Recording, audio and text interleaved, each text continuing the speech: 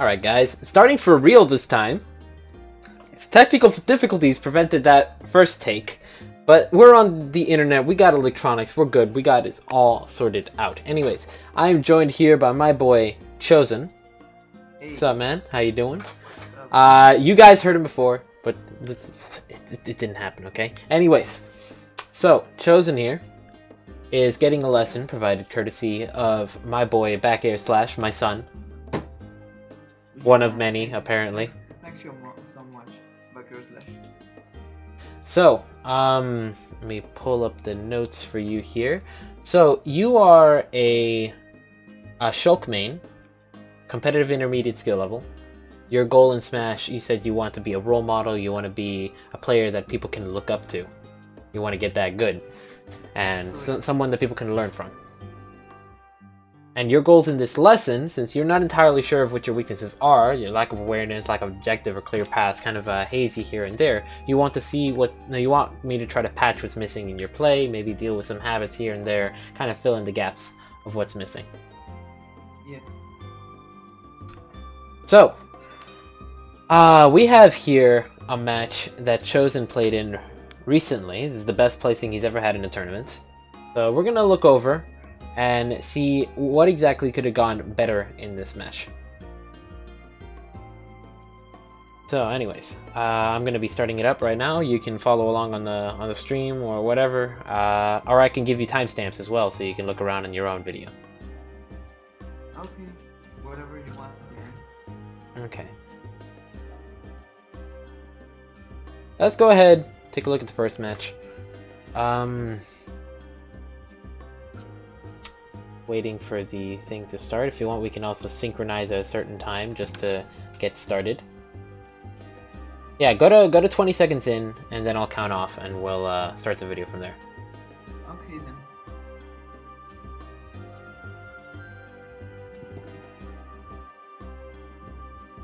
I'm ready. By the way, can you guys hear him alright? Might be a little quiet compared to the music audio. No, don't criticize me for it. Let me lower the music volume even further so that people can hear you better. Oh, yeah. Let me see if I can't raise that Discord volume a little more.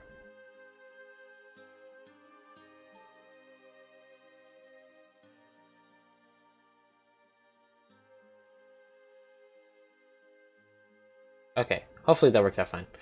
Anyways, let's go ahead and get started. So, I'm at 20 seconds in. You ready? Yeah. Alright, 3, 2, 1, play. So, you start off the match, switching around arts, trying to find an opportunity to go in. Okay, good stuff. So far so good, spacing out. That was a little risky, landing right in front of her like that, at a distance where your attack wasn't going to hit. Your attack is safe, but not that safe, especially if you don't fast fall.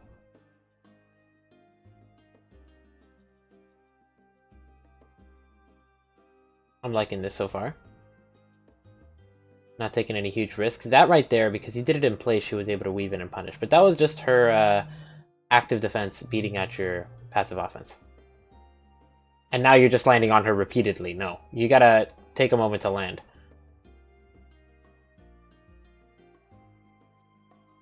Risky play, you got punished on hit. Okay. So far, you're not making any, like, fatal mistakes. It's just little things here and there that are making you take more damage than you should. Either that or not playing safe enough, not preparing, not snapping the damn ledge. No. There we go. That was nice B reverse, but then you empty hopped and didn't threaten her at all. Okay, what you need to realize in this situation is the way she's playing right now. She's playing an active defense. She's trying to bait your anti-approach options, trying to bait your passive play, and you need to be able to realize that and move forth, because she's just doing the same thing repeatedly, and you're just doing the same thing repeatedly, and her play right now has an advantage over yours. That's what I'm getting from this. It's like she's going in there trying to wait out for you to do something and then punish whatever you do. And you keep doing things. You keep pressing buttons. in this situation, what you should do is either bait her out with your own active defense, or rush her down and prevent her from reacting to whatever you do.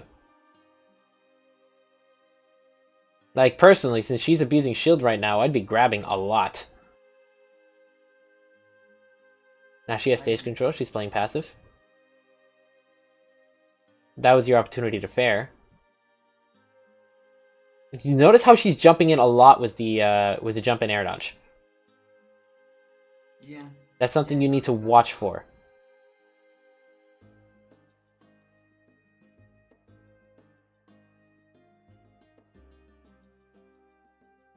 Because you're just catching hands right now. You're holding forward. Now you're hella holding forward. Because you're getting desperate. Because you don't know what to do. The entire time she was playing counter to your playstyle. Oh man.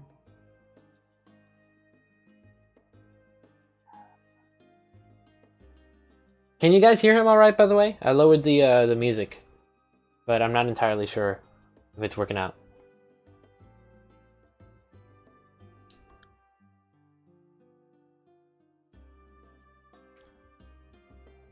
Oh man.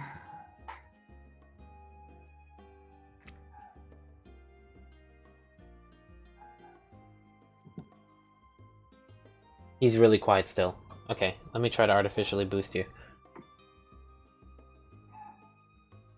No, he's still quiet. There you go. He's the max that he could possibly be. Okay then, so can you hear me then? The mic quality took a dive, but I think they can hear you now. Okay then, that's a bit louder. What? I'm quiet? Well, not anymore. Huh. Oh, okay, they can hear. Okay then. Still a bit quiet? Wow. Let's hope. Let me this lower the works music fine. even further.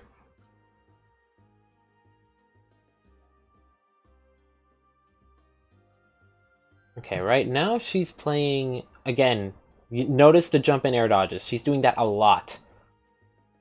Yeah. She's mixing between passive offense and active defense. Constantly. And the times that you're hitting her are when she's doing passive... No, it's when she's doing active... No. Did I say it backwards? She's mixing up passive offense and active defense. The times you're hitting her is when she's playing passive offense. Oh man. That right there was an opportunity. If you had jumped and fared, you could have killed her. Yeah, it was a misinput right there. The fair probably wouldn't have killed, but whatever you did afterwards could have. Oh, And you landed on her. Oh, jeez. You have some kind of cojones. Holding shield right next to a Mr. Saturn? Yeah, no.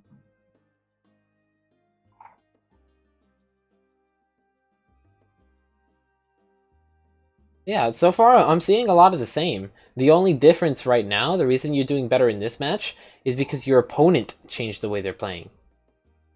Oh. You didn't adjust yourself at all. You're still playing the same way you were. Oh.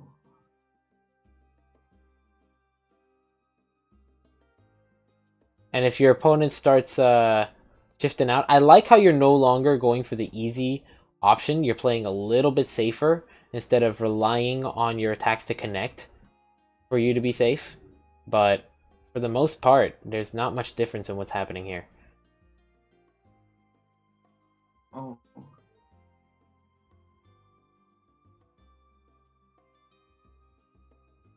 Spacing her out. Bomb! No. Bomb! It was so Bomb! painful. Bomb! No. Bomb! Oh my god. Bomb! No, like this. And I was like, what the hell, man?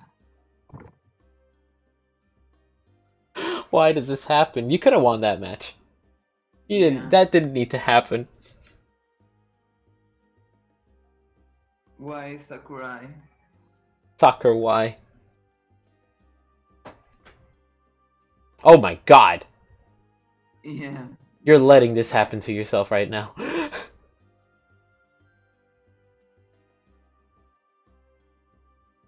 Yeah, I want you to see the matches where I get wrecked. Mm-hmm. And I'm definitely seeing the reason. I mean, right now you're doing fine. Because notice how your opponent is being a lot more passive and no, just focusing on straight up on offense. Like, you're holding forward a lot. You have your landings caught as a result. She's trying to space you out, but you're spacing her out better. Shulk is better at playing passive than Peaches. I see. It's just she's leagues better at active defense. She has that micro spacing down to a fine art. It's ridiculous. Oh. That's really bad. Oh, Jesus. No. We don't snap the damn ledge.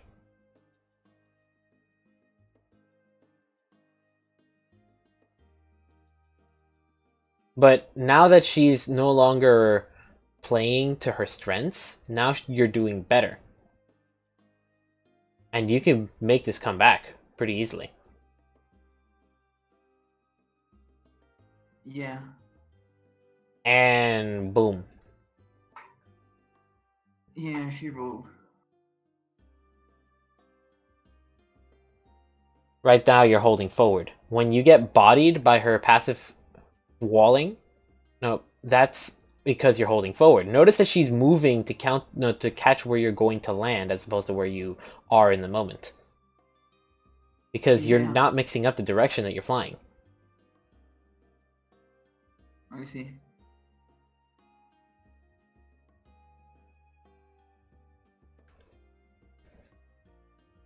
You know, there's an option select you can do, where if you think that you might be forced to tech, you can you can air dodge and up B at the same time. And if you're forced to tech, the shield option will come out. But if you're not forced to tech, you'll up B. Nice. That's something you should consider doing, especially in this situation. Oh my god. Yeah. Smart. Smart. Good. We take a video game. Let's go. Yeah. Oh my god. Let's see. At that moment, I had a, I don't know how to say in English, calambre. So yeah, that's why I was like looking down. But video game continues. Video game does continue.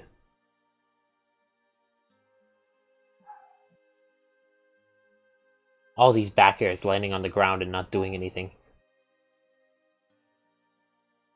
Oh my god. Oh jeez. Oh! Okay, you're safe.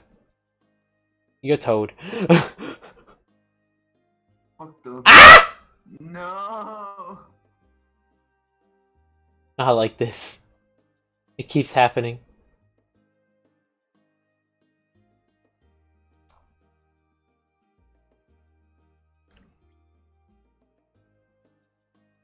I was lucky there.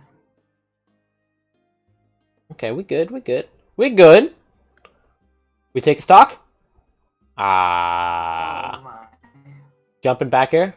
I would have jumped and back aired.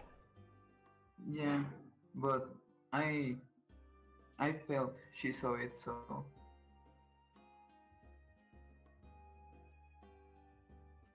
Whoo! Alright. Yeah, it's when she stopped playing to her strengths because she got cocky. I see. But in the game one, you were just getting destroyed because she just kept playing. Oh my god, that's a stage face. Yeah. I was like, She pulled a bomb, a Mr. Saturn, and a Stitch face, and a Dot Eye in the same set. Yeah, the fuck. Hello?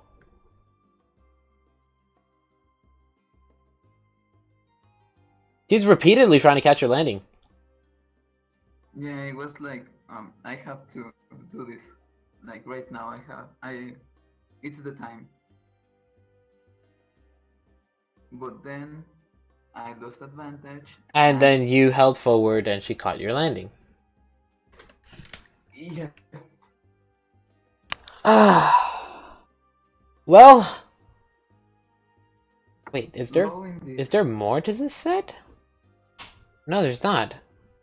No, Why is there an extra 6 minutes of video? because they are very bad at editing at my community. Alright. I'm mad I didn't get to face you at the Mother 7th online tournament. Hey, maybe next time, man. Dudes can't eliminate each other. That's not how we work around here. Anyways, so from what I got from there, I didn't learn too much. What I learned was your main playstyle is passive offense, and you failed to adjust to active defense, and you held forward a lot. Well, if you want, we can watch another one. I'm not sure if I'll see much difference, but we can try. It's versus a fox. Probably Okay. we'll change Yeah, the sure. playstyle. So yeah, there's the link. I feel like when I decide to play like fast or quick, something like that, I'm doing a lot better. But I stop thinking, so I just focus on the opponent and use whatever I can in each situation, but not adapt. Alright, well, let's give this a shot. Yeah. Alright, so ready at 0, 3, 2, 1, play.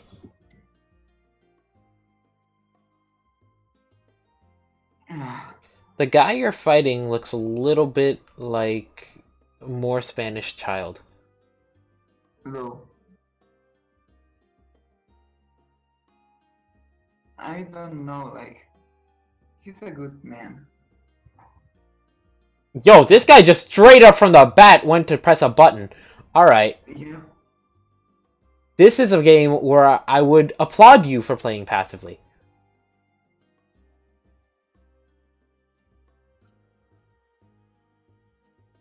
We're snapping the ledge now. Alright, we good. We don't take that. You're getting bot. Yep. We don't snap that damn ledge. Alright, so you know what would have saved your life? Malk air dodge. Malk air dodge? Malk air dodge is the future against Fox. And in general. No, right now, since he has the advantage, he started playing a little bit more passive instead of pushing his advantage. You're trying to find a nice way to push in. You're playing passive and it's being rather effective. The thing is, once he gains an advantage, you just keep trying to land on him and you're getting destroyed for it. It's like you decide to switch to an aggressive playstyle at the worst time. Oh my god. So let me see. Switches to aggro when pressured.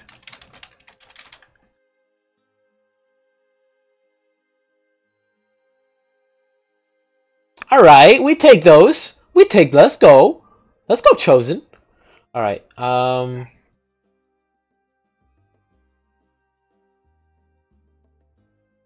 nice Malk, but do you see the advancing guard almost got you killed there? Yeah. I thought he was gonna up smash. No. That delayed shield drop punish up smash. Nice catch. Nice. Like, your playstyle works well against this guy. It's just when he takes an advantage, you switch to a rushdown playstyle that is not at all what you're supposed to do.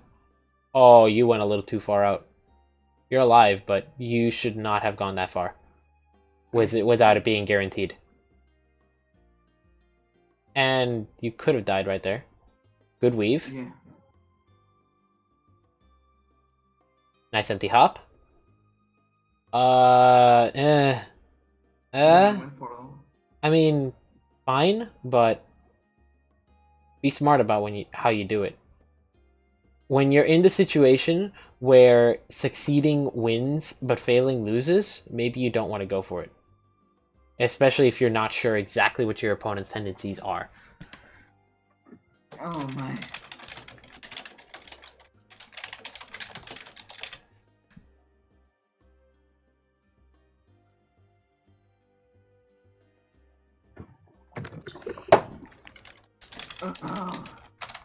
Oh my. I feel like I'm being like humiliated in front of you, Tremendo. No problem.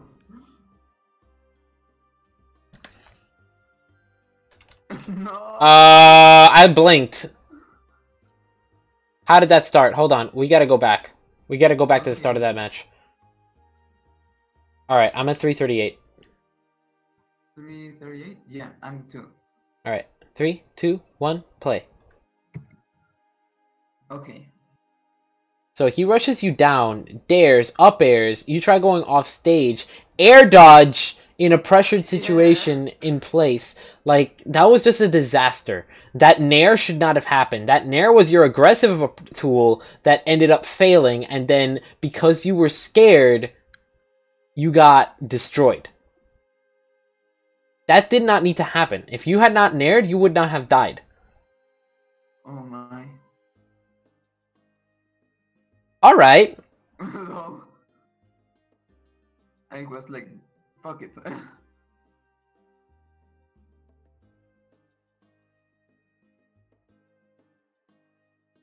Okay. He does that a lot. You need to play that smarter. Right there, that air dodge would have been much better with a Malk. I see. Like, this is exactly what I'm talking about when I say this matchup isn't as bad as it seems to be. No. Because, like, a lot of these high-pressure situations that a lot of Shulks would feel are impossible to escape from, if you can Malk air dodge, free. Free. You're out. You're good. I see. Then I should try to do that more often. Mm-hmm.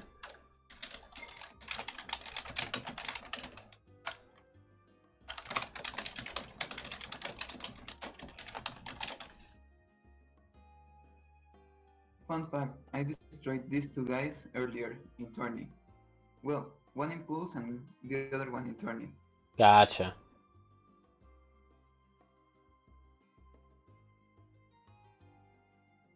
I mean, I can see you destroying this fox if you get the right situation. It's just, right now, you're not.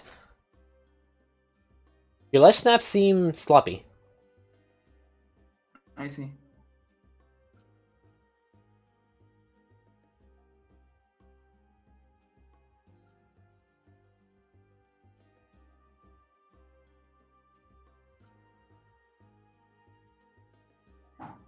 You're doing a lot of advancing guard, which is normally really good, but your opponent is pressing a lot of buttons in your face, and advancing guard is not what you want to do in, I guess, an aggressive opponent.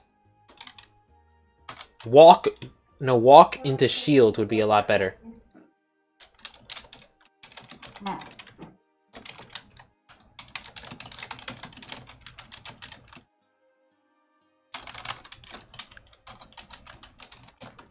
I blinked and I missed how you kill him, but good stuff.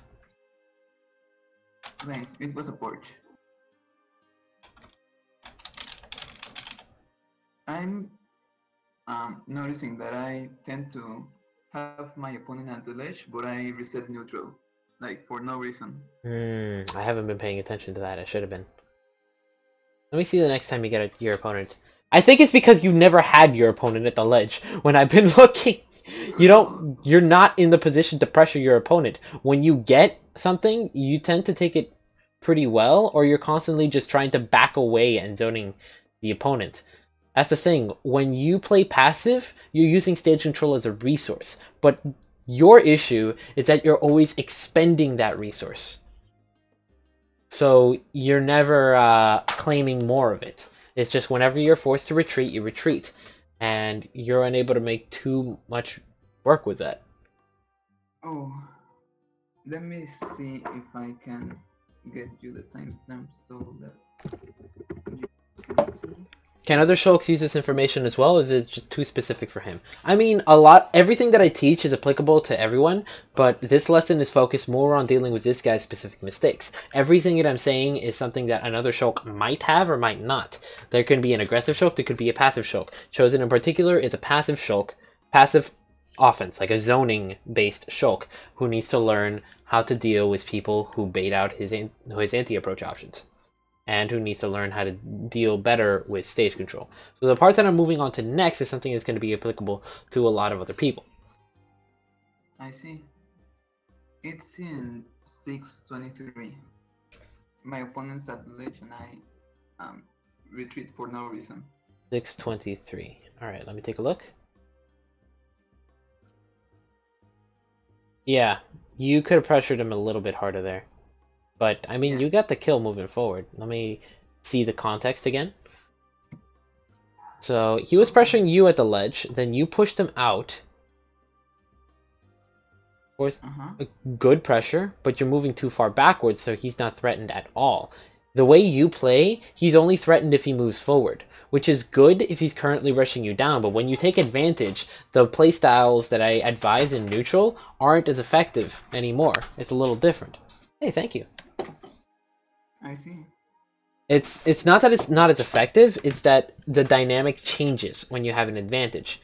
And passive play suddenly becomes really good because your opponent is trying to get back to center stage. Your opponent has a higher tendency to hold neutral, not to hold forward. And that means that it's a lot easier for passive play to take an advantage against your opponent. Or to continue it.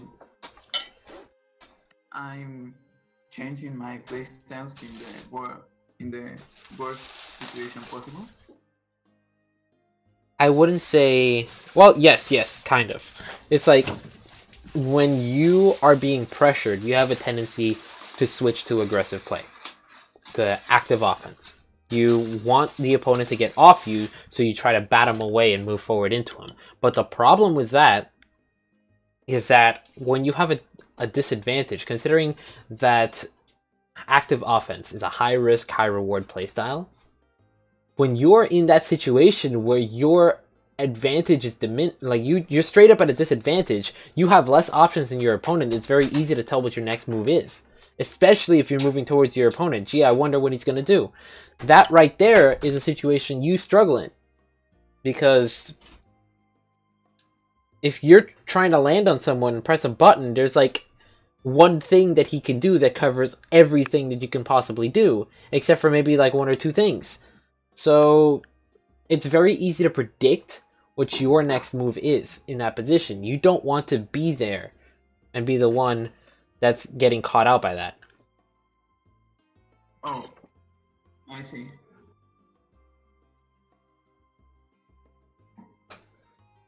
So, what should we work on? Okay, let's go ahead and start up a room. Okay, then. Sounds good.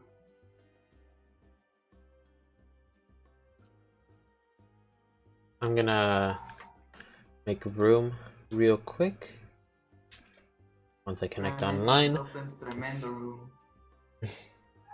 You know it. Ya tú sabes, mijo. Ya tú sabes, mijo. Así es la cosa. Así es la cosa y pues tenemos que ajustarnos. Mm-hmm.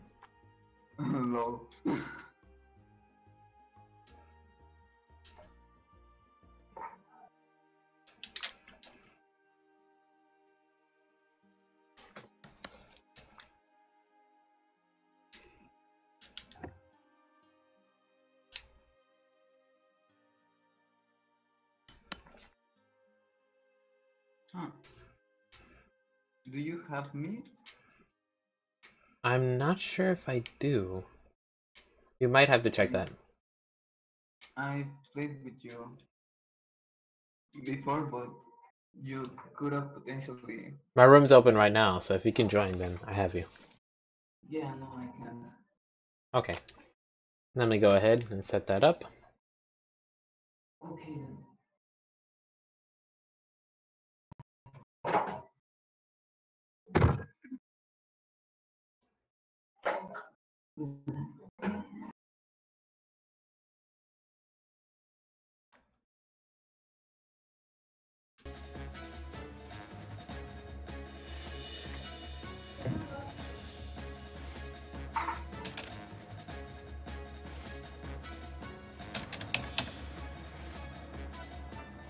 Come on.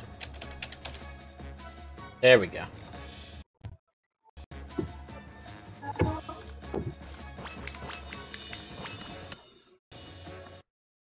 What?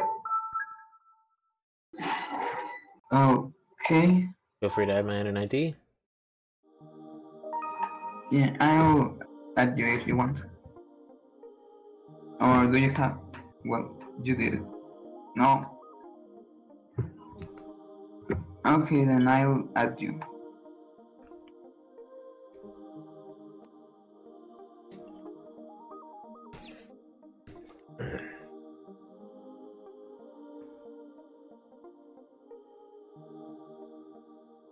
Okay.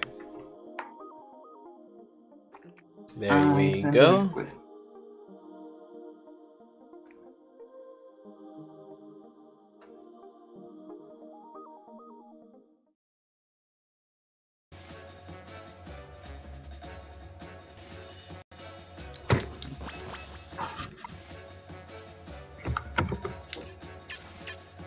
Alright, room's up.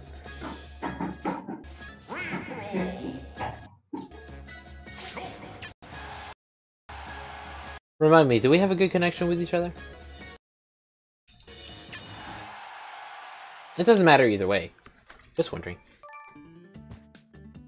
That cup's a little unbalanced there. Let me move that glass of milk a little bit.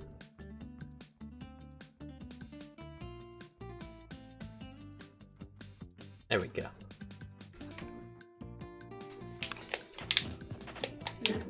Ready whenever you are.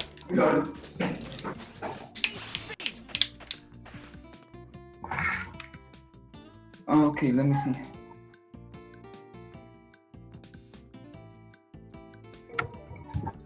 Yeah.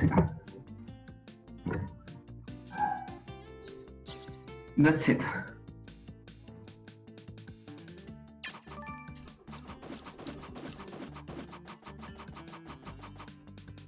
Is he also teetered? Could you explain the Mega Man matchup versus Shulk? I can't seem to get around the pellets. I'll explain that later, after the lesson. It's probably gonna take a while. So... I just picked a Mega Gar.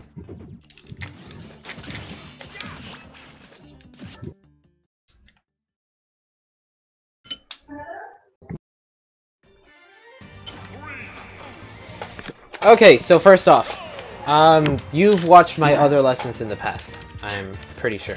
Yeah. Okay, we're gonna go over a brief review either way, because there are some stuff that are some concepts that I may have been missing here and there. Oh my god. Hold on.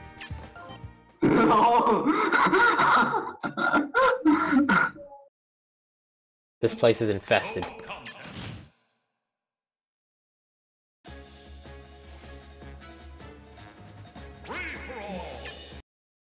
Last time I played Smash, I played with a friend, and I see. yeah. Let's go back to Omega Gar. Yeah.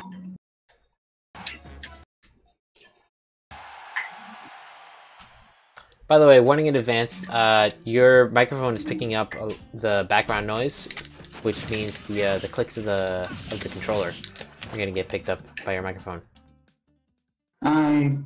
I'm using the one from the laptop. Alright. So I can't do much about it.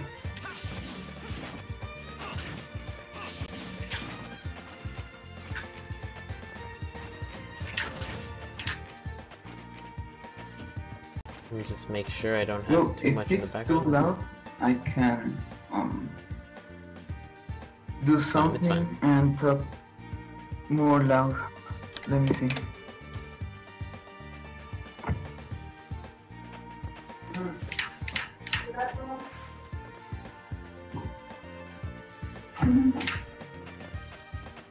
Okay, how's that?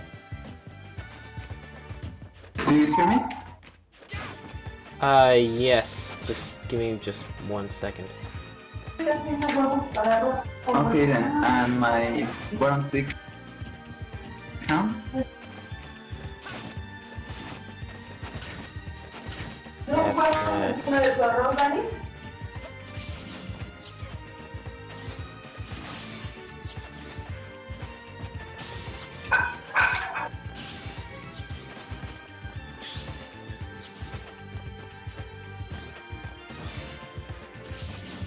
Have to fix this real quick.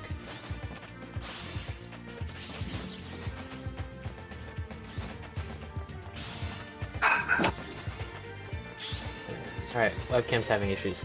Let me see if I can't. In this. And then try this again. Activate. And activate.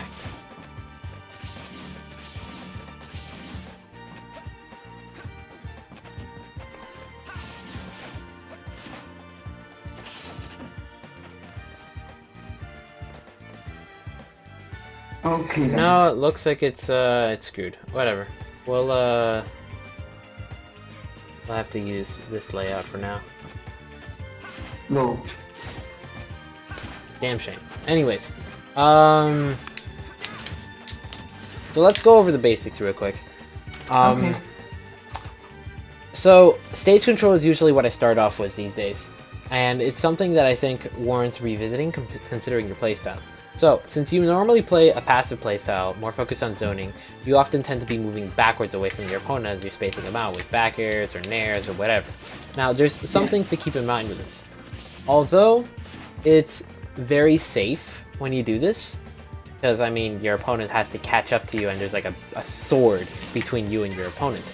The thing you need to keep in mind is if you hit your opponent with a spaced retreating aerial, you cannot follow off of that. That's a stray hit. So unless you're in bust, if you're in Buster, you get some pretty good damage. 18%. Hey, some characters get combos that are 18%. You know, but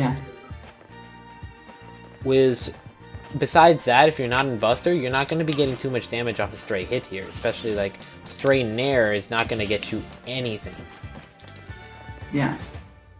It's like a cross-up in nair. All you get is position. If you do an advancing nair, then you'll get something. But like from this, you can't really chase them if they jump, you know?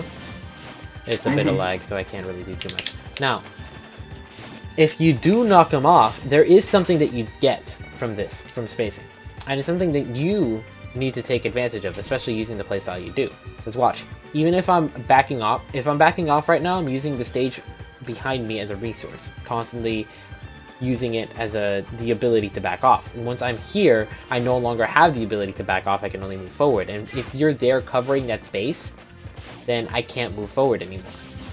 Because that would involve getting too close to you. So right here, I'm in a dangerous position. I'm trapped. Like, moving backwards means going off stage. So my options are limited here. That's something you need to keep in mind while moving backwards. So if you are zoning someone out and you push them off stage, then this is an opportunity for you to move forward and to take that stage control that you just claimed. And now, since they are trapped at the ledge, their options are limited, and you can now zone them even easier. Because if they want to move back into stage, they have to come to you. Okay. And that right there is an opportunity for you to make something work. I see. Now, that's part one of that. Okay. What's up, by the way, Nanwa? How you doing? Hey.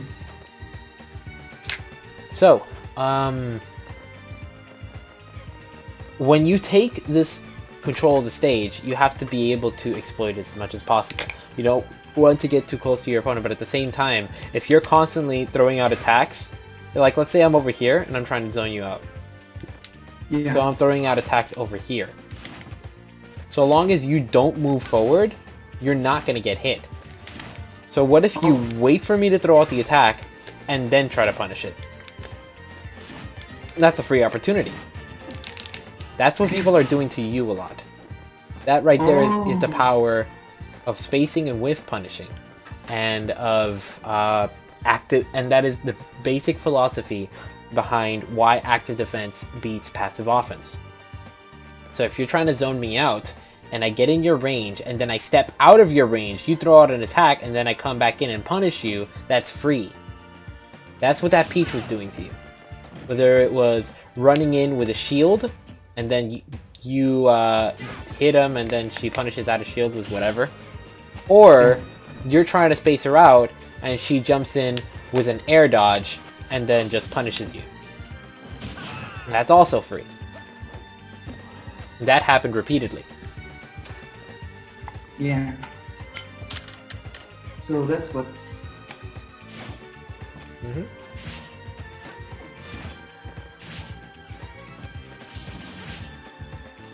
So what should I do?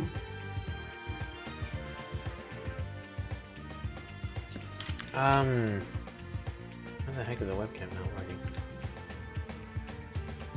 Okay, so what you should do in that situation, if your opponent is playing in that way, is keep in mind that they are waiting for you to do something in order to be able to punish it. They're expecting you to do something. So, for example, I walk towards you, I step out of range, you throw out an attack, I'm out of range, and then I walk in and punish.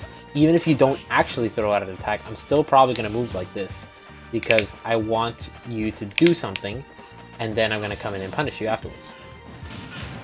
Yeah. This is why Malk is so powerful, because you can do this and have no opportunity to punish. Oh. So you can catch people out that are doing that. That's what makes Shulk's passive game better than some other characters. Now, the other thing you can do is realize what I'm doing and then aim to catch me out before I can do it. Or to treat it, or to treat my retreat as as my reaction or bait. So what you can do, for example, let's say I come towards you and I plan on shielding when I come towards you. What you can do to beat this out is just run. You see me running forward from over here, expect that I'm gonna come in and shield or spot dodge or whatever, and then just dash grab me before I get to the point that I would spot dodge or shield or whatever.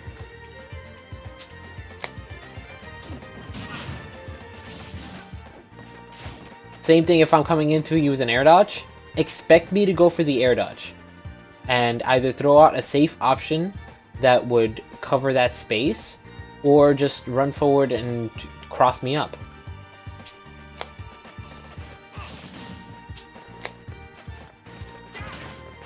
What you can do here as well, since it is an option that requires some sort of commitment, is you can use your stage control as a resource, back up further so that they remain in front of you, and then use an option that is safe. Like, maybe wait for the air dodge, react to what they do, and then punish it. That would be exercising active defense against their active defense. Oh. It's passive defense, really, but because they invaded your space is now their space. So you're also invading their space, in that sense. And the options that you take to bait their options in your face can be used as a bait against them.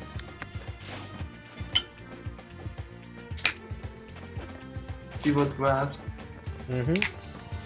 Well, Or maybe not pivot grab. Or perfect pivots. Wait. Well, that's... yeah, that kind of works. It depends on the situation. It depends on how far they think that you're gonna go. Or... So yeah. That, let's say they... yes, anything. Rushing down with that is really good. Crossing up with a nair is really good. Maybe even doing the same thing that they would do to you. Like running with a shield and then waiting to see what they do, and then reacting afterwards, aiming to tie instead of win. You get some pretty good results of that. So that's one way to beat him out. That's two ways to beat him out, actually. And something that will allow you to do more than just run forward. You need to be able to play rush down. You need to be able to see when people are doing this sort of thing and be able to know that you can rush them down. Because here's the thing. Let's say I run into you and I air dodge and you cross me up. Even if you don't get anything for it. Keep in mind what just happened. You are at the ledge. Exactly, you have stage control now, which means you can continue to play passive. Because you have that massive resource. But at the same time, you want to be careful, because they can still do that. It's just their options are limited, so it's easier for you to maintain that passive play. You have the option to back off, because you have all that stage behind you. Which means you have a lot of room to work with. Like, something that's going out an area, and then punish. If I see they are... It just depends on how safe you are doing it too, because like it's a lot safer zoning with Malk than it is otherwise. It's a lot safer zoning with reverse Nair than it is otherwise, just because of the low landing lag that it has. Even though people say that Nair isn't a good zoning tool, reverse Nair is a fantastic zoning tool. Simply because it's the safest, fastest option that you have.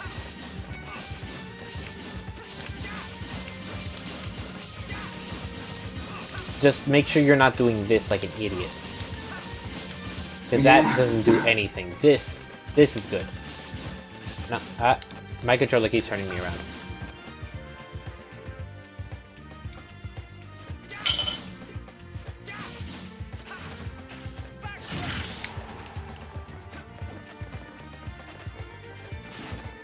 Okay. So moving onwards. When your opponent is playing passively, and you play passively, you guys are in a tie situation. Where it all depends on player skill and character options.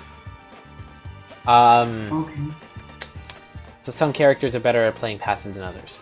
If a Sheik is constantly needling you every single time you land, you're going to find it very difficult to zone her out.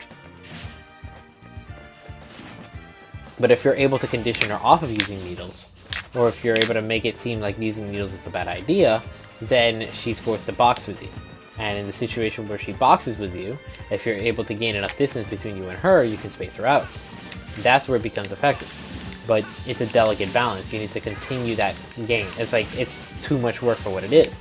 So trying to win a war of attrition against Sheik, maybe not the best idea. Oh.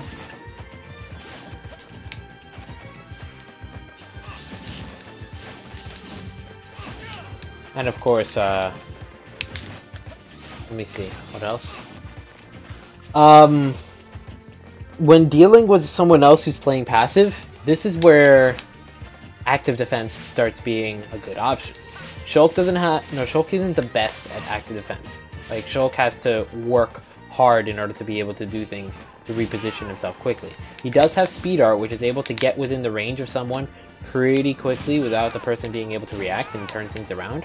But that burst of speed is usually a one-way trip. He's not able to reposition himself very well unless you start learning how to do extended dash dancing, and that's a different story in and of itself.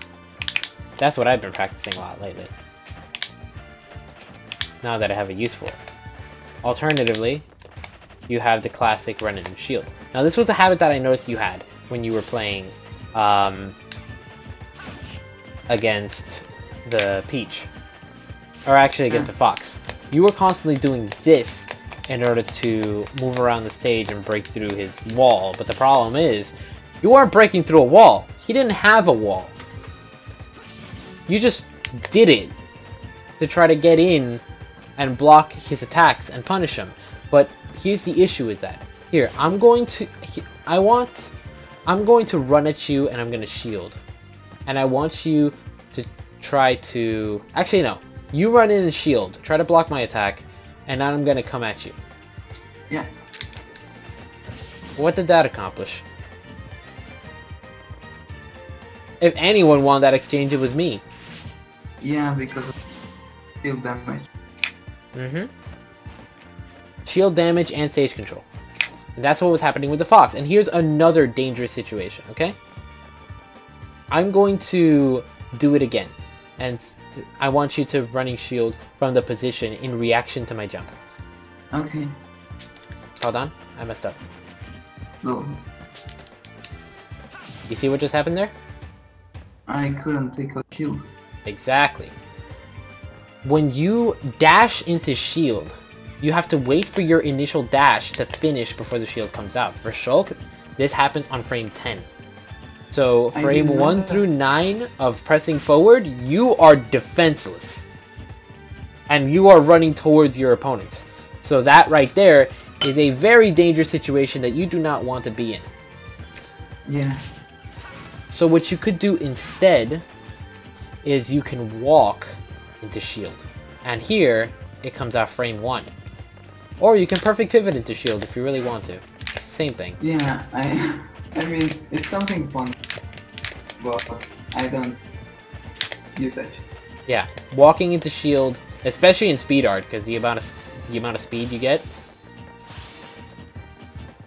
We're faster And then on reaction, I want you to walk to my jump. I want you to walk forward, and on reaction to my jump, shield.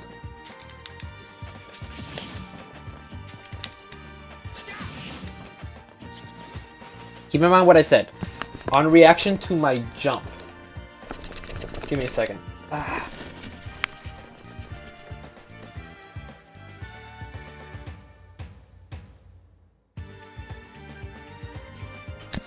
Okay.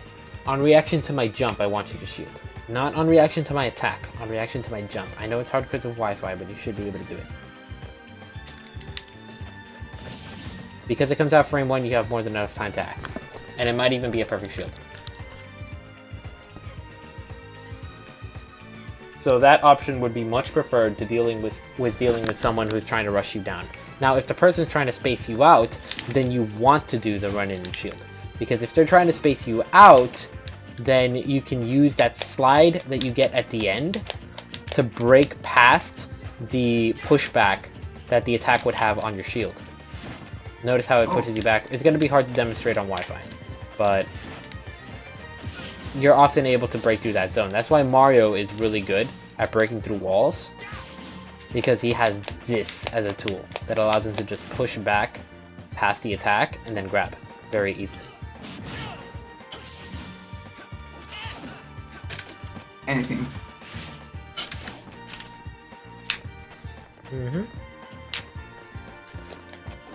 But at the same time, you want to be careful, because if they're throwing out like attacks rapidly, or if they're throwing out projectiles, then you can get caught between projectiles. You run forward, block one, you try doing it again, and you get hit, because it hits you before the shield comes out. That's why you want to be careful. You want to be very careful with that. So, my Let me see one thing. to get better, I should choose either play more. You should choose what now? Or play more basic. Okay, one thing that I'm going to say right off the bat is if you keep practicing in the same way, you're going to keep getting the same results. If you want to improve, you need to learn other styles of playing. You need to learn how to recognize the opponent's tools and be able to play against it. So, for example, in that match, even though your opponent was playing in a style that countered yours the entire set, you did not adjust at all. You didn't adapt to what he was doing. You didn't switch up your play. You didn't bait out his options when you knew they were coming, or when you should have known they were coming, because the guy was doing it repeatedly. Yeah. And you ended up losing as a result. Against the Fox, you kept getting rushed down, and while you were getting rushed down, you kept trying to pressure him back. That's another thing I want to talk about, holding forward. So, you probably heard me mention this many times. I want you to come to the ledge. Okay, I'm going to knock you off, and I want you to jump towards me and see what happens. The attack missed, but you get the idea. If you approach like that, then it becomes very obvious exactly what you want to do. Wow, miss input. Come on, Wi-Fi. It becomes very obvious what you want to do, and it's very easy for me to stop your approach. Even if you try to land with an attack, like if you try landing with an air, I'm just going to get out of your range, and I'm going to punch you. I see. With a forward smash is no laughing matter. This is happening repeatedly. Like, this is not what you want to do. What you want to do instead is you want to mix up the way you land. Because if you keep holding forward into the opponent, or here's another example. I'm going to knock you up into the air. And you probably know this very well from fighting other Shulks. If you try to land on me with an attack, I'm just going to keep doing this all day long. And there's nothing you can really do about it. Yeah. This is what was happening against the Fox. And that's not what you want to do. Oh, okay, I see. Okay, so here's what I want you to keep in mind. There's 3 phases of battle that I talk about all the time. Neutral, advantage, disadvantage. When one person's in advantage, the other person's in disadvantage in a 1v1 situation. So, if I knock you up, if I'm in the air, keep in mind, what are my options when I'm in the air? Aerial search. Well, another jump. I can jump. What happens if I jump? What are my options after I jump? Yeah, same ones, but no more jump. So, if I'm off stage and I use my jump, what are my options here? Keep in mind, when I travel in the air, I drift. And there's a straight line that leads, it's like a little hill arc. That is the path that I travel from the distance that I move. And within this hill, I can change this direction. It's like an M shape in either direction from the point that I jump. If I double jump, it's an M shape in either direction from the point that I double jump. Okay. And I want you to be able to visualize that. So if I land here, if I double jump from here, I'm always going to land here if I keep drifting forward. And that's the thing. A lot of people have this habit where they will try to use the farthest reach that they can get with your jump. So just off seeing what kind of player they are, seeing that they're going for that double jump drift, and seeing they're going for that maximum drift. Like, let's say I'm coming at you with a landing nair from up here. You should be able to tell from the moment that I jump, if I keep coming towards you, where I'm going to land, and you start making a plan of what you can do about it. Walk up and up tilt is an idea. Now, here's what your opponent was doing. I want you to do the same thing to me.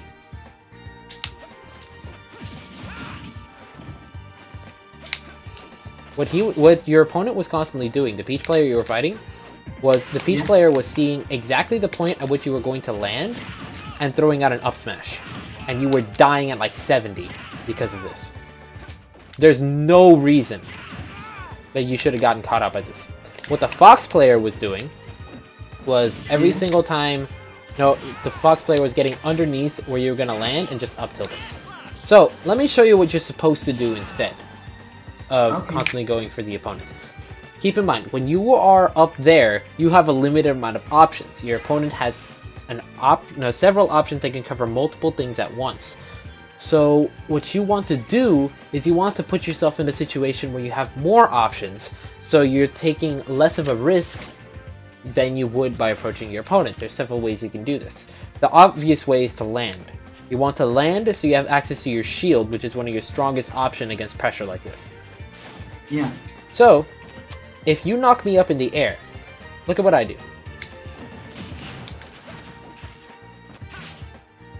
Instead of going towards you, I go away. And you can try to catch me, but then I mix it up. I have that ability to drift away. I have my double jump as a resource that I can use to descend. And if you overextend trying to catch me, then I can throw out an attack. But notice I'm throwing out that attack passively. I'm not using it to initiate. I'm using it to make you back off. I'm using it passively, not actively. I see. Now there's another thing that I can do. Like Let's say reacting to... I'm dealing with an opponent that's faster, like Fox. If I just drift like that, then Fox is probably going to be able to run under me and catch me with an up tilt. I can mix them up, which does work pretty effectively. I can land on platforms as well, but I can also do this. And now, before where I only had like 3 options, now I have 7. 6 or 7 depending on the stage. I can get up attack. I can roll. I can... Hold on. I can neutral get up. I can jump. I can stay put and delay the action. It's not an option on its own, it's a delay. Okay. It's a mix-up. Or I can drop off and do something else. And the most common thing that I can do is Shulk, dropping off and doing something else. Or the most effective thing would be this. Oh.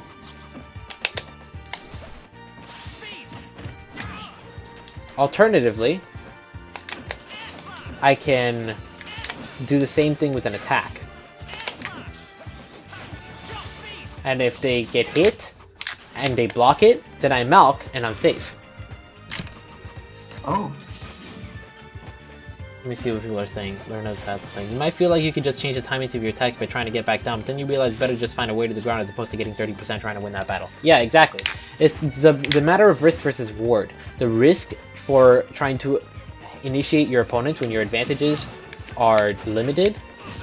Like, it's possible to get a reward, like I just succeeded. But the advantage, no, the risk is a lot higher than the reward is going to be, because if I get that reward, the best that I can get is is either resetting to neutral or maybe take that advantage. But usually that's going to be a result of my opponent overextending. And that would be more so his fault than my success. Yeah. Meanwhile, the risk and reward of trying to back off is almost always in your favor. It's low risk, medium reward. It's more consistent. It's a lot easier to do. The more options you try to deal with against your opponent, the better your position is. So if you're being juggled, you go to the ledge, you do this, boom, you're safe. So long as you do it right. Okay, then I get the... So stop noobing in the... Stop noobing in the air, yes. No. So, alright, we talked about switch to everyone pressured. Talked about holding forward. Okay, you need to be able to recognize when your opponent is playing in a particular playstyle, which is, like I said earlier, was the, I already touched on this, I just wanted to reiterate it because it's very important. When you recognize your opponent doing certain options that are indicative of a certain playstyle, like active defense, your opponent is constantly running forward and shielding, the opponent is constantly moving back and forth in your face, or dash dancing, the opponent is air dodging into you, you need to be able to recognize the traits of that playstyle and then pick aggressive options that are more likely to do it, or try to bait out those options by aiming for a tie with your own active defense. If you see your opponent is constantly rushing you down like the Fox was, pressing all these buttons in your face, then you need to realize that this is the best moment for you to try to play passively, so long as you are in neutral.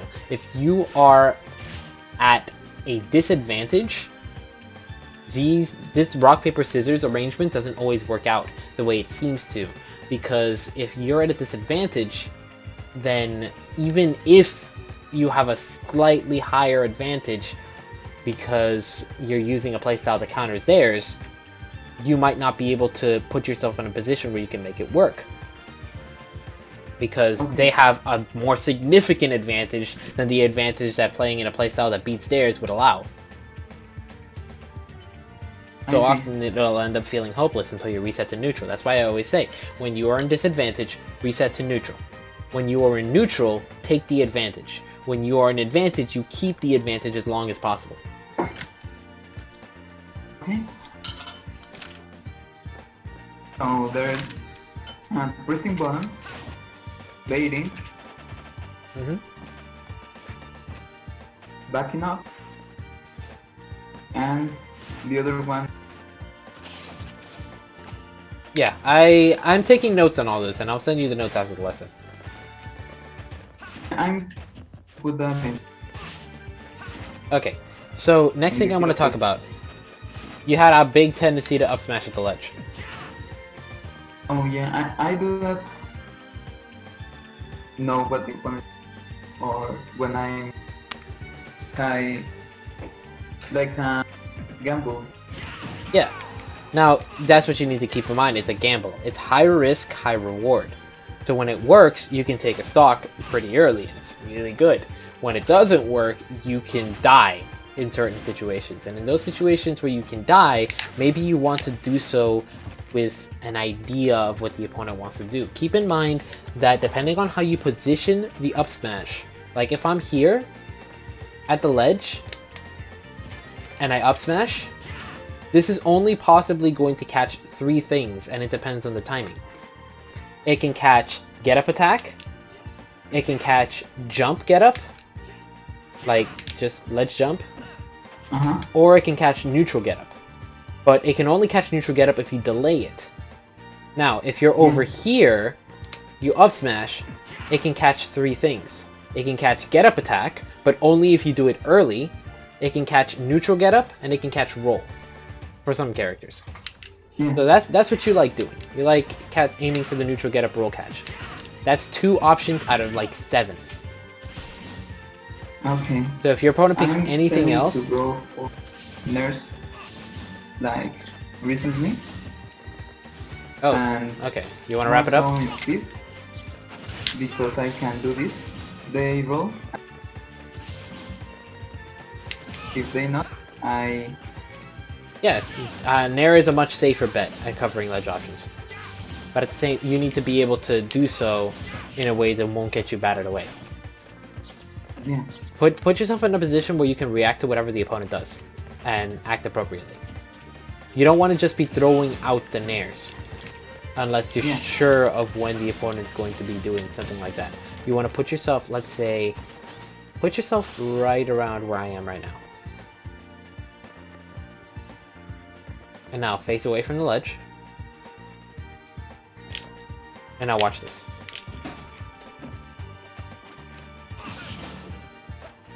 If you put yourself right in that area, your opponent rolls, you can catch them really easily with a grab on reaction.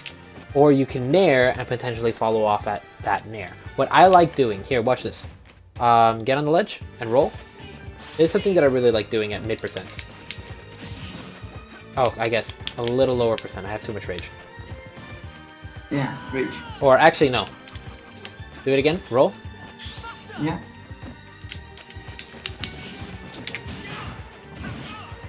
Oh my. And then from there, I can keep on doing similar things. Yeah. And if you come up with something like that, I can jump to get out of the way, or I can block, and then keep knocking you so off. I have react to the jump, not the attack. So you see, with some subtle positioning, it becomes a lot harder for you to catch me. There's very few things that you could do. Watch. If you try doing your neutral getup. From here, this is the safest option that you can pull out. Because here, I have to react and then dash grab. That's one of the only options I can really catch you with. But if I bait the neutral getup, then I have the opportunity to do the up smash. Yeah. That's where the kind of mix-up comes in. Now, if you do anything else besides neutral getup, let's see what your options are. Get back on ledge. Try get up attack.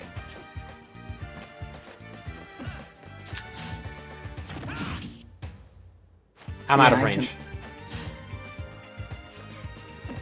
And I can very easily punish you with whatever I want. If try jump. Okay then.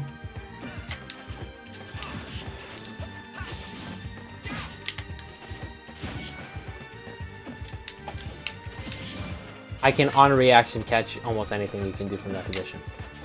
Yeah. I'm like trapped there. And if you roll, Still.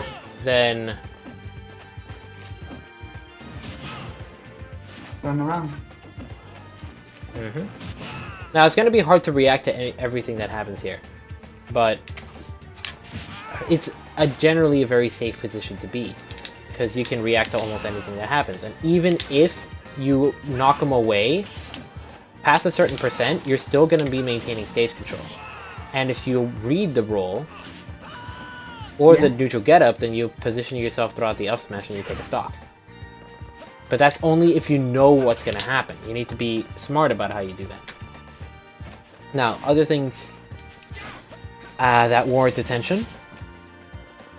If your opponent holds onto the ledge and you have a bit of rage, here, let me set you up with some rage. Oh.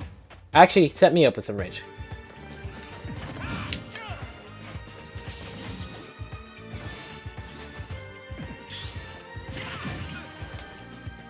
Okay, that should be good. Get on the ledge. Stay there. What? I usually tend to go for the first ball. That could work too. And at high percent, around like 80% if it's not stale. Let me get you to like a...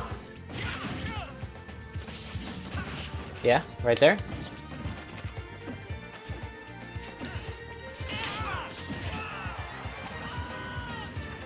Yeah, it kills. Maybe in Smash. And Smash to kill stupid early.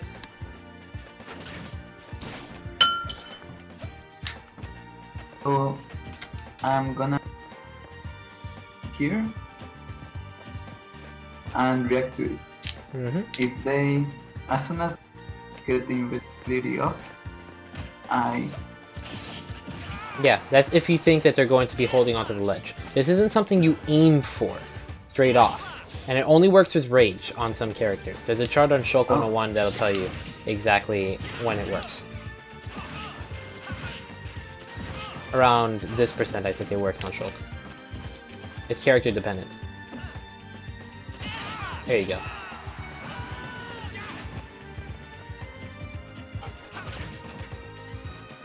So, let me see. Beyond that, those are some things that you should think about when guarding the ledge, because there are a lot safer options when doing so that'll get you so much. Beyond that, you need to practice snapping the damn ledge. You're sloppy when it comes to that. Have you practiced it much? But I stopped. You keep cutting in and out, by the way.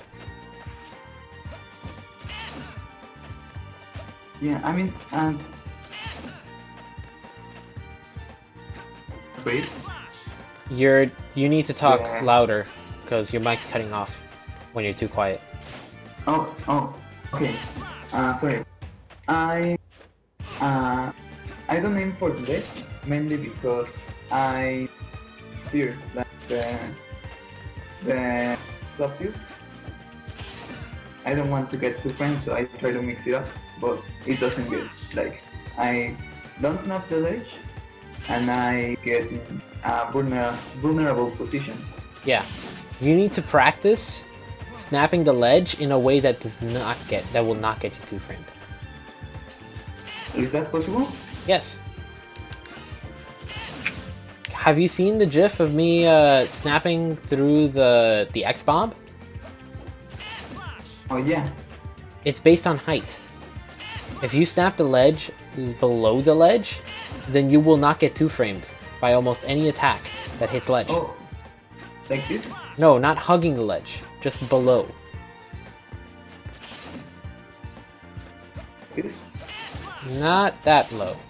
Like, you were doing it right a few times, it has to be a certain height, because that right there was too high. Notice how your head poked above the ledge before you snapped. That was probably fine. If you want to test it out yourself, practice with the X-Bomb, and you can make that happen pretty well. Yeah. Up B off stage only works with Rick. Yeah.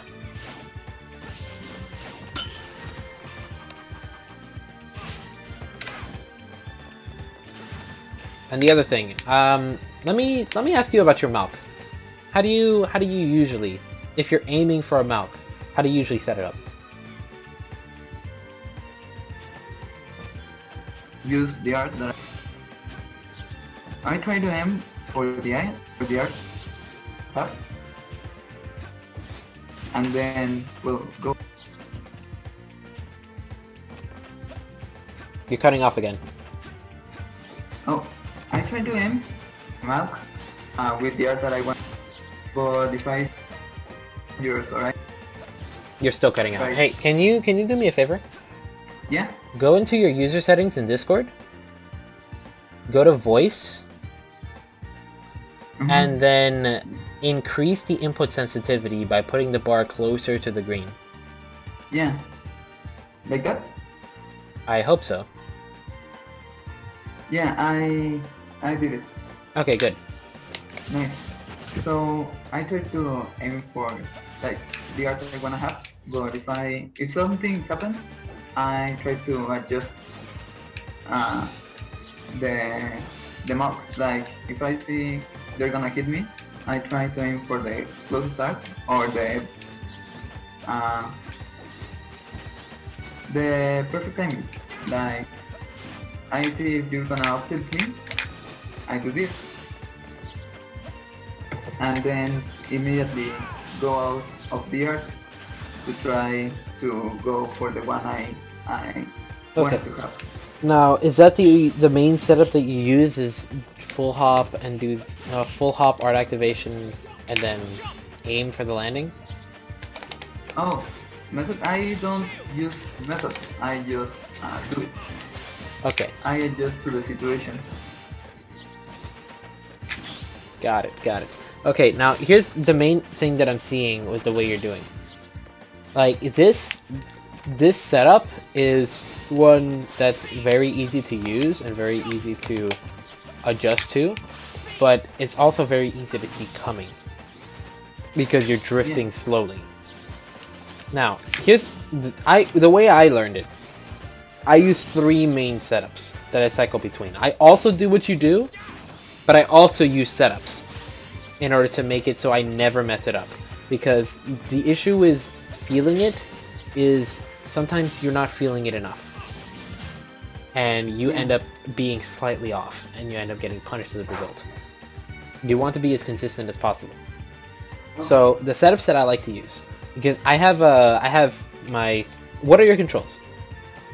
I have like specials in B, shield in X, jump in Y. That's what I use. But Okay. I use R for the port, grab in L. You use and R for what? C6. Art in R for jumping. Okay, well you can do this with that.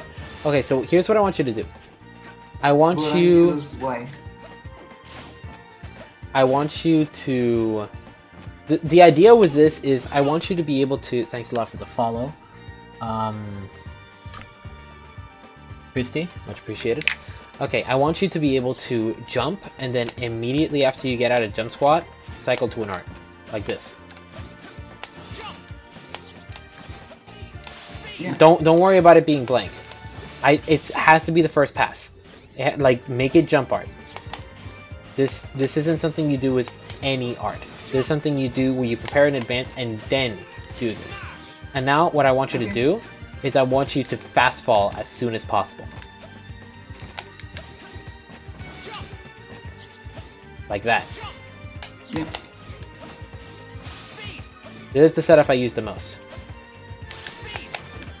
It's extremely easy to get down once you practice it a little bit. So you can like approach someone and then do that. And you can Malk whatever you want, or you can even Malk air dodge. Yeah. and it's only like 2 or 3 frames off. So it's very close to being a perfect setup. Now, here's another one. This one's also really easy. You double jump, no, you jump, and then right before you land, you double jump. And cycle to the yard at the same time. And then you fast fall as soon as possible. Oh.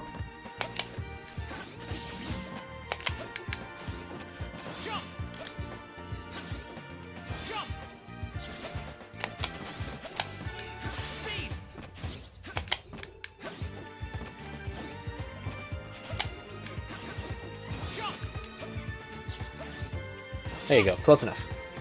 That's another really good setup.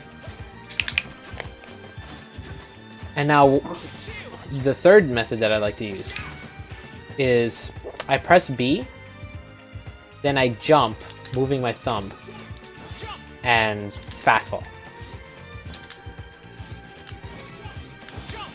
The idea is that the slight delay from B to the jump button is the timing that will take for the art to activate. Oh, I used that actually. And now that we have those 3 methods, what I like to do is I like to mix up between them. So like, I can do this sort of thing. And no matter when I land, it's always going to be a near perfect melt. I see.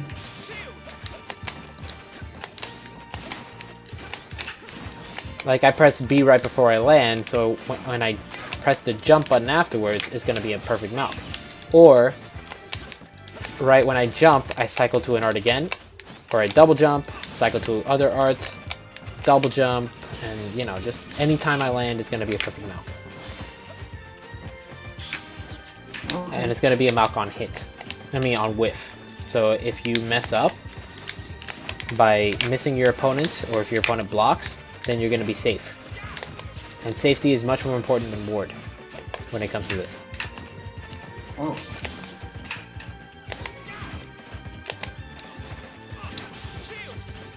So, what you can also do with these is set up Malk air dodge. And what you can also do with your method is set up Malk air dodge. And that's something that you... Yeah, you can't fast fall when you air dodge. You can't fast fall after you air dodge. You have to fast fall before you air dodge. This is why Malk air dodge takes some practice. But that's something that you really need to get down and to learn the approximate timing. You can feel it, which is really good for learning Malk air dodge. Feeling it is exactly what you need. I can already see the Shulk jokes.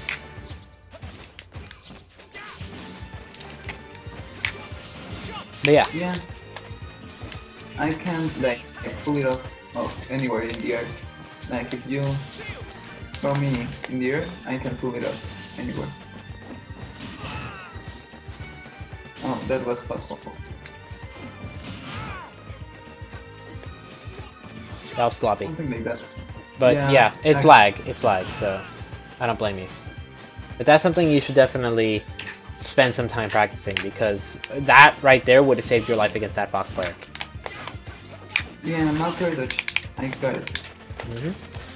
Anyways, that's everything that I noticed in terms of your holes. And should hopefully help the other issues that you said that you had. Like your lack of awareness, lack of objective or clear path. I think this might help you a little bit in that respect.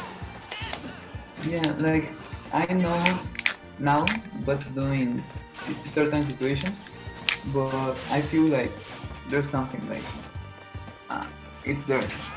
Like I don't know what my objective is really in neutral. Okay. I see like Nico, he tries to put the opponent at the ledge. I see Kome, he really tries to space the opponent as much as he can. Then M just tries to barrage his opponent. I really don't have anything like that. Well, let me tell you what your objective is, okay? Yeah. I already mentioned it earlier, but I'm going to reiterate it like this. Everyone has their own different ideas of it, but this is the objective thing that you want to do at every point in the game. Yes. When you're in neutral, your goal is to have an advantage over your opponent. Doesn't matter how you get that advantage. Your goal is to take the advantage. When you have an advantage, your goal is to keep that advantage as long as possible without throwing it away. Okay. And if you're in disadvantage, your goal is to reset to neutral. Notice your goal is no longer to get an advantage. That's the way you've been playing up to this point. When you're in disadvantage, your goal is still to get an advantage, and then you get bodied. But Yeah. it's like if you come towards me like that, and I just boom, boom, boom, you're back in disadvantage. Boom, it's just gonna be in as loop as this garbage. You don't want that. Yeah. Like, try to mix it up.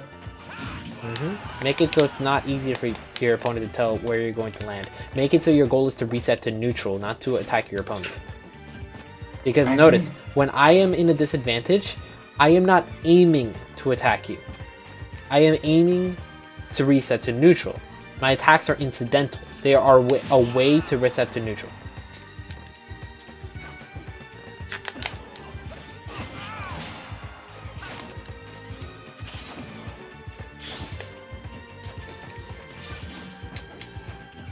Oh, nice. That's exactly what I mean. So, let's look at what these different players do. Nico, Okay. when he takes advantage, he tries to push you to the ledge, right? Yeah. When you are at the ledge, Nico has an advantage. Yeah. He's gonna space you out. He's gonna retain this advantage as long as possible. He's gonna space backwards, gonna try to zone you. Yeah. Now, Kome, he just constantly tries to space out the opponent as much as possible, right? Yeah. The issue with this is that if you're constantly spacing out the opponent, that means you are taking advantages, but you're not really claiming them. Yeah. it's like he... You're wasting potential situations that you could use to follow up. That's where it's like, even if Kome has more tools available to him than Nico, him not taking advantage of those situations and getting as much reward as possible is what's holding him back in that respect. If your analysis is accurate, I have not watched him enough. And M's hyper aggressive from what I saw, and this often works to his. It's like when M gets his follow-ups, he probably gets quite a lot. He's gonna rush you down. He could potentially take a stock pretty well like that. Like, Yeah. but at the same time, it's like, Yeah, he just pushes buttons. and this is why he's not getting very good results, with the exception of B7, where he ran a pool that didn't have anything on him. It was only until when he reached winners finals, he finally fought a character and a player that can exploit his weaknesses. Yeah. Do you see the analysis that I did for him? Yeah. Okay. But I don't know if he's changed his play as of late. I haven't watched him play in a long time. Yeah. So I wanna like have something like that, because if you see my weekly videos, I tend to be on first in doubles, and that's because I have an objective, like help my partner do combos, etc. So I have an objective and I know what to do, but in singles I'm like lost. Okay. Well, I mean, with the objective I just gave you, you should be a little better off. In terms of, you could opt for the School of Nico. That is the safest, most rewarding path. Would be the School of Nico, aiming to take stage control from your opponent. However, there's some stuff that I've been thinking about lately, where I've been revisiting that myself. What I want to do is I want to put myself in a position where in any situation I could take the most optimal path. My issue as a player is Yeah. that, no, according to Blank, this is something I've been thinking about lately. I posted a nice tirade about it earlier. Is Yeah. my fundamentals are good. I understand them very well. I can teach it very well, and a lot of people come to me and are able to learn it and grow so much from that. But my follow-ups from taking advantage aren't optimal. My advantage state is good, but it's not the best it can be. One issue of that is I'm very I like to improvise a lot when I play. I'm constantly going for new things. I can make use of any attack and make it good. Like any light punish that I can get, I can push it really far. Yeah. Which is really cool to watch. But the issue is there's going to be situations where, let's say you're landing on me. There's so many things that I can do to punish you. I can shield and grab you. I can up B out of shield. I can intercept with up tilt. I can step out of the way and just reset to neutral. I can, let's say, forward smash. Like, there's so many things that I can do in that situation. And my issue is that I will do all of them. Oh. Even in a situation where I have one thing that does more than any of the other options, I still mix up. Like, sometimes I will step back and forward air, try to intercept you. Sometimes I see you're landing and I'm just going to go for the up air as you land. Let me see. Let me raise your percent more. Yeah. Sometimes I see you're landing, I'm just going to go for the up air. Sometimes I go for the nair and try to scoop off from that. Sometimes I up tilt. Sometimes I just spam up tilts instead of trying to catch you right there. And that's my problem, is there's so many things that I do, I don't always do the optimal thing. So that's what I'm working on more so as a player myself, trying to figure out what I can do in certain specific situations in order to get the most out of my advantage, without whether I'm in autopilot or not. I see.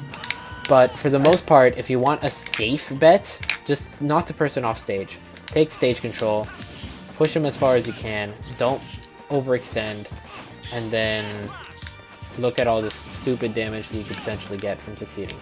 Boom, boom, boom, boom. I'm in Buster, I'm doing stupid things. Let me try coming back. I don't mess that up. No. You know? Yeah, and I'm already at 82. From a few small exchanges here and there. That's the Nico plan. That's the I have big sword, you don't, try to get through my big sword plan. Exactly. Yeah, I've been trying some playtests, and the problem is when I do something, like I forget about the other thing. For example, I was playing for very earlier, and I was like, okay, every little exchange that I get, I'm gonna push it to its limits. So I edgeguard like perfectly. I killed him at 55 from me in the ledge, in Buster with just a fair and a downer. Beautiful. Yeah, but my neutral was sucking. I was approaching like stupidly, and he was like, I was in 150 when I was in there. Yeah. So yeah, I tend to forget the other things when I'm focusing on just one. Yeah, that's the problem. You need to remember the other things. You need to juggle all of these things, and this is why Smash is such a hard game and there's very few top players in the world.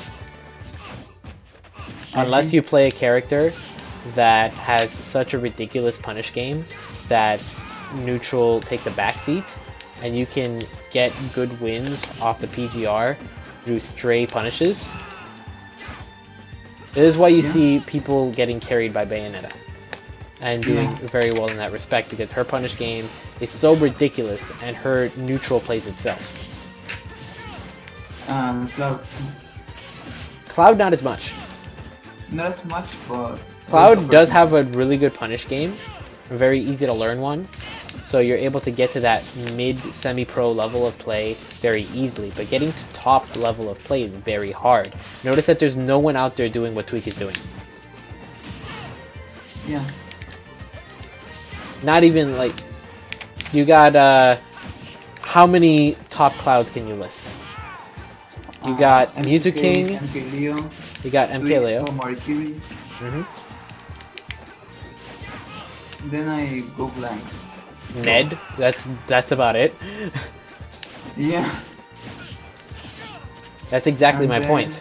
If Cloud was else. as broken, like Cloud is really good, but you need to be good to be a top player with Cloud. Yeah. You need to be good to be a top player with anyone.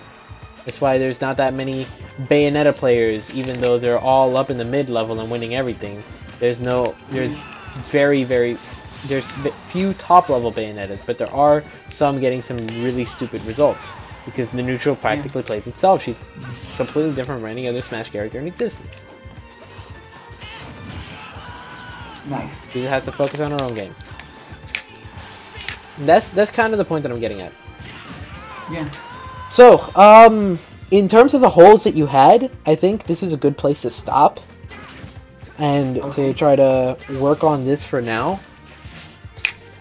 And if you want to have any, if there's anything you want to ask to clarify, I can always go over it with you in the Discord group, in the good room. Finally, make it have its use. Yeah. So, any final questions you want to ask before we close down the lesson? What do you think about C-Stick Nair? C-Stick Nair? Burn it in hell, please. Yeah? Mostly because this. You try running off and fairing someone and you accidentally nair and kill yourself? No, but as an approach, like, I tend to do this a lot. Oh, I And mean, like, if you the can one do it out of consistently, two, mostly.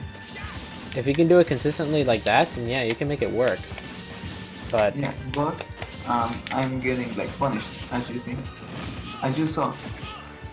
So yeah, I thought if I could use Nair, I could do some sort of thing like that.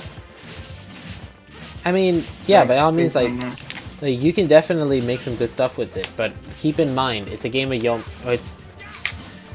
It's a concept called Yomi. That's the thing you're thinking of. You have one strong option that you get so much from. You land Nair, it's like, oh my god, I can Nair to imagination. It's beautiful. Yeah, But your opponent knows you want the Nair. So what are they gonna do? Anytime you land, they're going to either aim to punish it or block, and then try to get something off of that. It's not gonna be a fun time for you. okay. So instead of looking at one thing, one move, I should think. Here, think of it in this way. Everything. No. Focus your thoughts a little bit more than that. I'm going to tell you how to force people to let you hit them with Nair. Yeah. There's a concept called Yomi. So, you have one button. Your strong button is really good. It's very safe. Is really nice to use. It's a good time. This is Yomi level 0, the obvious choice. Okay? Yeah. Your opponent knows you want this. So, they're going to see you coming from the air, and they're going to block. Anytime you come from the air, they're going to block. Yeah. That's Yomi level 1, the counterplay. Okay. Now, you know that the opponent knows you want to nair. So, when you jump, he blocks. What do you do to counter this? There you go. There you go. That's Yomi level 2, the counter to the counter. Yeah. So Yomi level 3. Your opponent knows that you're going to empty hop and grab. So, Yeah.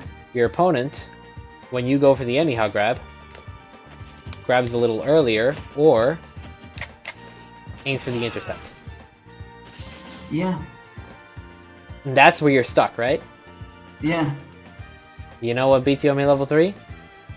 Spot dodge? No.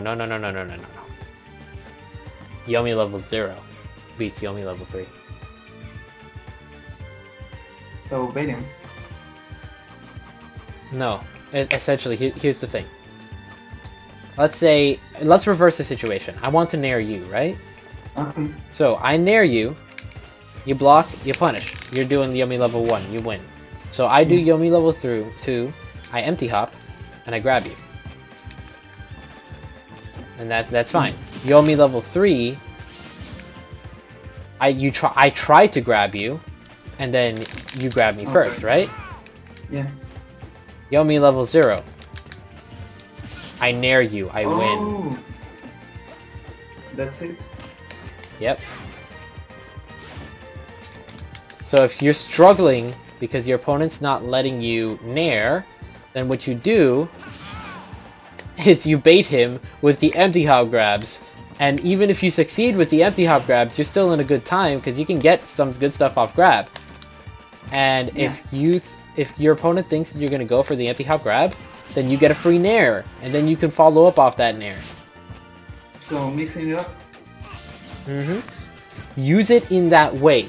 Encourage the opponent to expect the empty hop grab. And then you can punish them with that. But you have to keep in mind that it's not as simple as that, because not every opponent can be conditioned.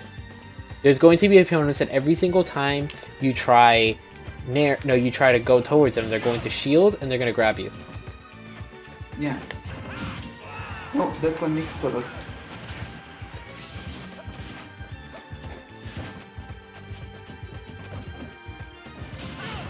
So every time I have to nair.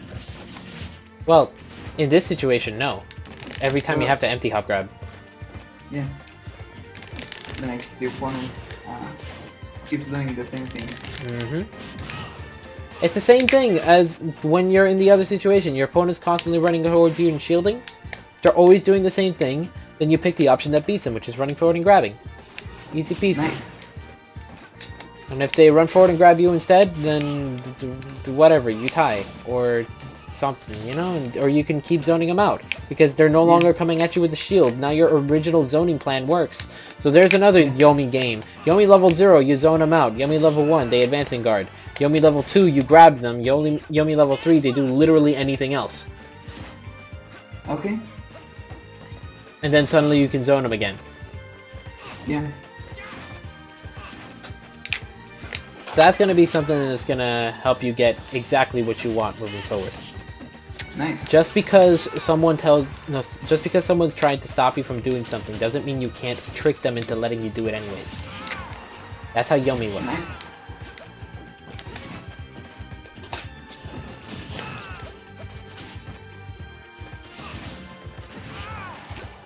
You could think about it in terms of the 50-50 as well. Yeah. You grab me and then up throw. And it's like, if I jump... No, if I know you're going to do it instantly, then I air dodge. So Yomi level 2, you bait the air dodge. Oh, I messed up there. Yomi level 2, you bait the air dodge. Yomi level 3, I jump instead. And Yomi level 0, the stupid choice, you just go up and do it. And I die. Nice. So know how to condition my opponent and react to this. Exactly. And this is where awareness comes in. Okay.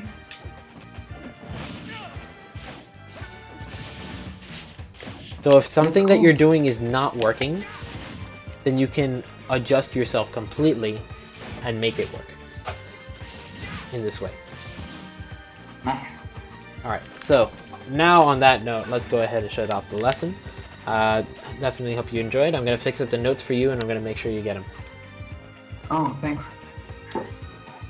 It was a man. pleasure to be here with you, Tremendo. Pleasure's all mine. Alright. Take care of yourself, man. You definitely earned the good roll. Yay! Let me go ahead and give it to you right now. You guys don't know what I'm talking about. I made a Discord group for the people who follow the Tremendo stream. I'm going to go ahead and post it up here in just a second. The YouTube video, I'll post it in the description of the video whenever I end up uploading this.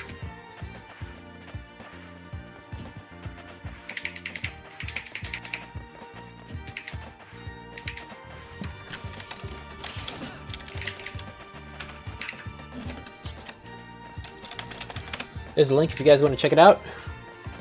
And yeah, take care of yourself, man. Yeah. Anything you need, let me know. Okay, thanks a lot. Peace out. No contest. So that lesson was in return for a $20 donation, or several donations that were given in the past by Back Air Slash that were gifted to Chosen. Chosen really wanted that lesson, and Back Air Slash had not scheduled one. If you are interested in a lesson like this tailored to you, I do these in return for $20 donations to the stream. Twitch.tv/TheRandomDude, place you're probably watching right now, or if you're watching on YouTube in the future, that's all good. So definitely let me know if you're interested in that, and I got you. Any character, any situation, I can help you out.